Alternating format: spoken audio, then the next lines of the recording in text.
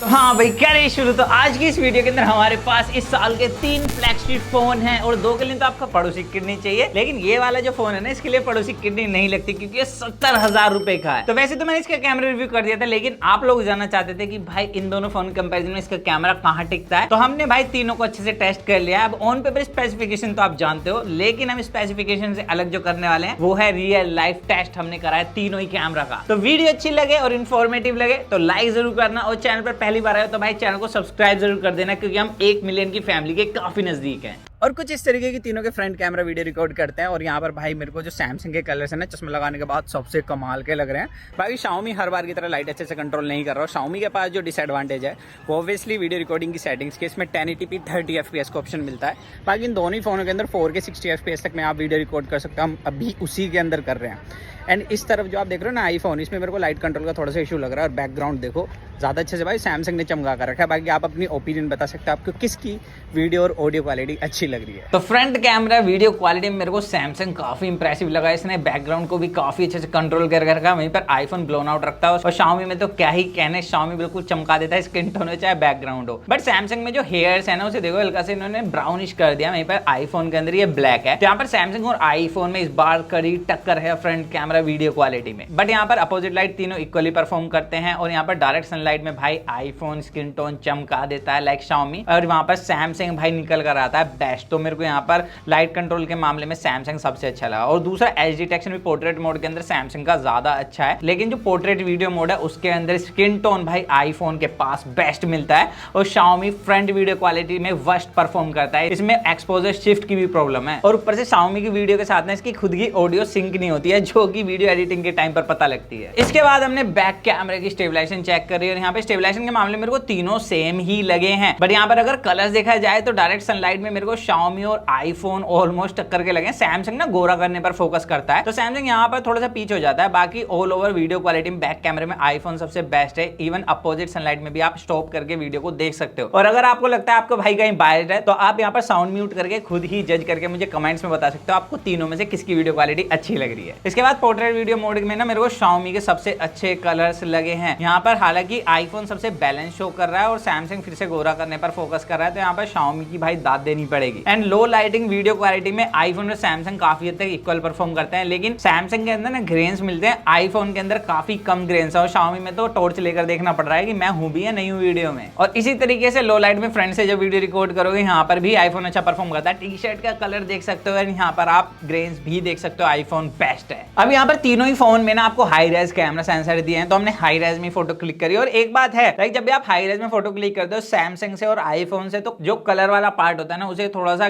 Blown out कर देता है। वहीं पर Xiaomi की पोस्ट प्रोसेसिंग से काफी अच्छे से हाईलाइटेड रहता है। बाकी यहाँ पर अगर आप मुझसे पूछो कि ऑल ओवर हाई रेज में फोटो किसके पास शार्प है, तो सैमसंग यहाँ पर बाइक किल कर जाता है, फिर आईफोन है और Xiaomi सबसे पीछे है। एंड यहाँ पर तीनों में ना आपको मैक्रो मोड दिया है। तीनों अल्ट्रा वाइड पर स्विच करने के बाद मैक्रो मोड लेते हैं। और भाई यहाँ पर Xiaomi काफी सिनेमैटिक फोटो निकाल कर देता है, मतलब इसका बैकग्राउंड बुके काफी सही है। बाकी यहाँ पर सैमसंग सेकंड नंबर पे स्टैंड करता है और आईफोन। तो यहाँ पर आप भी अपनी चॉइस बता सकते हो कि आपको मैक्रो मोड किसका अच्छा लग रहा है। इसके अलावा तीनों के पास जो डेप्थ ऑफ फील्ड है वो मेरे को ऑलमोस्ट सिमिलर ही लगी, बस यहाँ पर फर्क आता है सिर्फ कलर्स में। बाकी यहाँ पर 1x के अंदर जो डायनेमिक रेंज है सैमसंग के पास सबसे अच्छी देखने के लिए मिलती है। और जब हमने अपनी फोटो क्लिक करी तो यहाँ पर Xiaomi और सैमसंग में ना मैं कंफ्यूज हो गया था, लेकिन जब जूम करके देखा तो डिफरेंस पता लग गया। Xiaomi थोड़ा सा गोरा कर देता है, सैमसंग सबसे बैलेंस कलर रखता है इन तीनों ही फोनों के बीच में। बाकी यहाँ पर बैकग्राउंड लाइट कंट्रोल मामले में तीनों ही अच्छा परफॉर्म करते हैं। और डायरेक्ट सनलाइट के मामले में मुझे आईफोन सबसे सही लगा। सैमसंग और Xiaomi क्या करते हैं ना, काफी कॉन्ट्रास्ट सी कर देते हैं इमेज। बाकी यहाँ पर अपनी पर्सनल प्रेफरेंस भी आती है, अगर आपको थोड़ा सा सिनेमैटिक लुक चाहिए तो आप सैमसंग और Xiaomi की तरफ भी जा सकते हो। बाकी बैक में अगर लाइट है और आप फोटो क्लिक करते हो,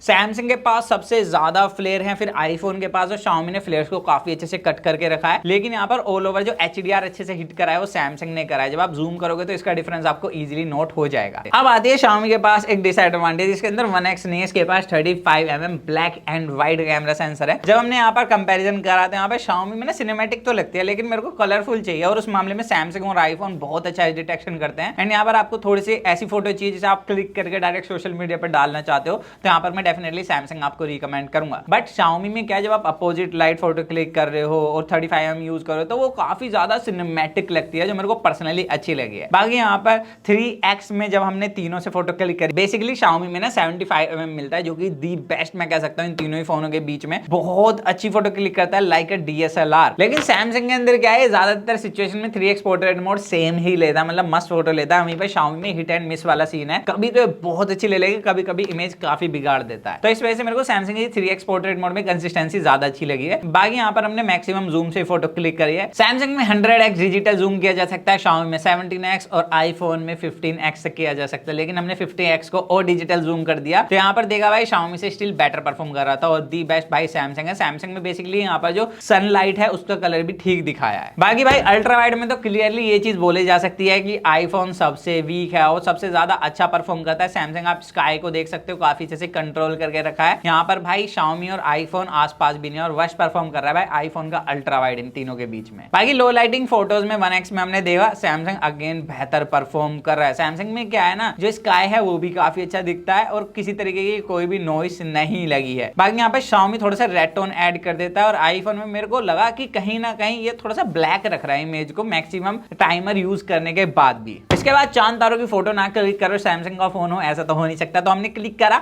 और सैमसंग ने अपडेट के बाद बोलो या ये बोलो कि जब भी आधा चांद होता है उस टाइम पर ये थोड़ा सा ब्लोन आउट करके रखता है, चांद को अच्छे से ले नहीं पाता फोटो। वहीं पर Xiaomi ने इस चीज को काफी अच्छे से हैंडल करा है। वहीं पर आईफोन तो भाई इस लीग में है ही नहीं कहीं भी। तो यहाँ पर ये बात तो हुई बैक कैमरास की। अब फ्रंट की भी बात कर लेते हैं। तो फ्रंट से फोटो क्लिक करना चाहते हो तो भाई Xiaomi का कैमरा कहीं भी नहीं है इन दोनों फोनों के बीच में। और यहाँ पर लाइट कंट्रोल तो मेरे को सैमसंग और आईफोन की ऑलमोस्ट सेम ही लगी, बट बस सैमसंग के पास शार्पनेस अच्छी मिल जाती है। लाइट कंट्रोल भी बैकग्राउंड में ज्यादा बेहतर करता है, और स्किन टोन देखिए मेरे को भाई सैमसंग की अच्छी लगी, ना ही ज्यादा येलो है ना ही ज्यादा व्हाइट है। मतलब Xiaomi बहुत ज्यादा व्हाइट कर देता है, आईफोन बहुत ज्यादा येलो कर देता है। इस वजह से मैं सैमसंग को यहाँ पर पिक करना पसंद करूंगा। लेकिन लो लाइट में विदाउट नाइट मोड आईफोन ज्यादा अच्छा परफॉर्म करता है फ्रंट कैमरे में। तो ऑल ओवर ओपिनियन टाइम अगर भाई 80,000 में देखूं तो इस फोन ने काफी सिचुएशंस में सैमसंग और आईफोन को तगड़ी टक्कर दी है। लेकिन अभी भी अगर आप तीनों के बीच में बेस्ट कैमरा फोन ढूंढ रहे हो तो यहाँ पर मेरा फेवरेट फोन है सैमसंग। मतलब इसकी फ्रंट वीडियो क्वालिटी बहुत सही थी, और बैक कैमरा भाई फोटोज के लिए दी बेस्ट है मार्केट में अभी जितने भी फोन है उनके बीच में। और इस फोन को हमने टैग भी कर दिया प्रोडक्ट व्यू में, चाहे तो आप चेकआउट भी कर सकते हो। लेकिन फिर भी मैं कहूंगा अगर आप वीडियो कंटेंट क्रिएट करते हो और आपके लिए मेन कैमरा ज्यादा इंपॉर्टेंट है तो अभी भी आईफोन की वीडियो क्वालिटी काफी अच्छी है। और एक रीजन हो रहा है इसके पास जिसकी वजह से मैं इस फोन को सजेस्ट कर रहा हूँ, वो है सोशल मीडिया साइट के साथ जो इसकी ऑप्टिमाइजेशन है वो बढ़िया है। मतलब अगर आप इन तीनों की ही वीडियो अपलोड करोगे इंस्टाग्राम पर तो आप देखोगे आईफोन की वीडियो में सबसे कम पिक्सेलेशन होगी। तो इसकी वजह से भाई आईफोन में रिकमेंड कर रहा हूँ। बाकी देखते हैं, सैमसंग ने भी एक स्टेटमेंट दी थी कि हम भी ऐसा जल्दी करेंगे, बट अभी तक ऐसा कुछ हुआ नहीं है। बट भाई इस बार सैमसंग ने आईफोन को पेल दिया है। तो अगर आपका ज्यादातर वीडियो से काम है तो ही आईफोन लेना, वरना भाई सैमसंग आपके लिए बेस्ट। और पैसे बचाने हैं तो Xiaomi भी ले सकते हो। बाकी आप बताना आपको तीनों में से किसके कैमरास अच्छे लगे। सो दैट्स इट गाइस, आज की वीडियो में सिर्फ इतना ही था। तो मेरा नाम है पीयूष, मिलते हैं जल्दी कूल और एक्साइटिंग वीडियो में। जब तक के लिए जो मन में है गाइस वो करें। To watch your heart, please stay in with that champion box guys.